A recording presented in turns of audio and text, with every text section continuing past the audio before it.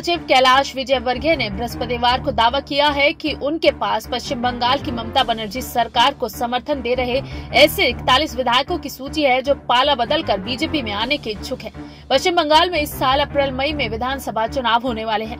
इन चुनावों में विपक्षी बीजेपी के सामने बनर्जी की अगुवाई वाली सत्तारूढ़ तृणमूल कांग्रेस का गढ़ भेदने की चुनौती है। विजयवर्गीय बीजेपी संगठन में पश्चिम बंगाल मामलों के प्रभारी महासचिव हैं। उन्होंने अपने गृह नगर इंदौर में संवाददाताओं से कहा, मेरे पास 41 ऐसे विधायकों की लिस्ट है जो बीजेपी में आना चाहते हैं। अगर मैं इन 41 विधायकों को बीजेपी में ले लूं तो वहां बनर्जी की सरकार गिर जाएगी, पर हम देख रहे हैं कि इनमें से किसे लेना है और किसे नहीं।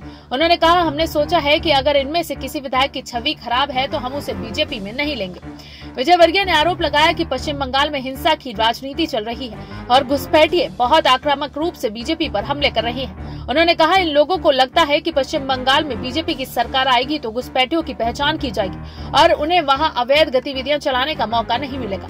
जिस प्रकार योगी आदित्यनाथ ने उत्तर प्रदेश में गुंडों के बाजे बजा दिए हैं।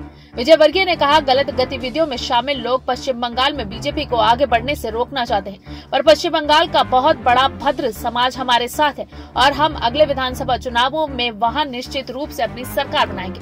बीजेपी महासचिव ने पश्चिम बंगाल की मुख्यमंत्री ममता बनर्जी पर निशाना साधते हुए आरोप लगाया कि वो 16 जनवरी से शुरू होने जा रहे कोविड-19 टीकाकरण का झूठा श्रेय लेना चाहती हैं। विजयवर्गीय ने कहा, देश भर में पहले चरण के दौरान 3 करोड़ लोगों के टीकाकरण का पूरा खर्च केंद्र की नरेंद्र मोदी सरकार उठा रही है, लेकिन बनर्जी ने एक चिट्ठी लिख दी कि पश्चिम बंगाल में वो कोविड-19 का टीका निःशुल्क लगाने जा रहे हैं। बीजेपी महासचिव ने तंज किया, मोदी के इस टीके पर बनर्जी अपनी मोहर लगाने की कोशिश कर रही। इस स्थिति पर यह गाना फिट बैठता है, अपने देश का कपड़ा और मोहर लगी जापान की, जय बोलो बेईमान की। ऐसे में देखना होगा कि ममता बनर्जी की तरफ से विजयवर्गीय पर क्या पलटवार आता है।